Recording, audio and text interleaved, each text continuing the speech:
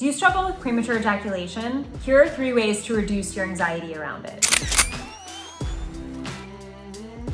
Hey guys, I'm Stephanie Ganowski, sexologist and sex coach for men, and I'm going to share with you 3 ways to reduce your anxiety around your premature ejaculation. Number 1 way is to remember that you've had other good sexual experience. Chances are. So if you look back at those experiences and you write them down, you journal them out and you reflect on them, it will remind you of what about that experience was great, what made you feel connected, what was fun, what made you feel sexy. And by looking back at these wins, you're able to bring your sense of self-confidence back to your sex life. Because what happens with anxiety around PE and performance anxiety in general is you tend to only replay the memories, horrible experiences, or experiences that really embarrassed you or brought up some shame, and then you totally forget and sweep under the rug all of the good stuff that's happened in your past. So we want to bring those memories back. We want to put them front and center and remind you who you are or who you have the potential to be when it comes to having great sex, because you did it once before, you could do it again. If you've never had a positive sex experience, look at a different experience in your life where maybe you worked on something and then you overcame something, or you were intentional about it and therefore it improved, and just give yourself that confidence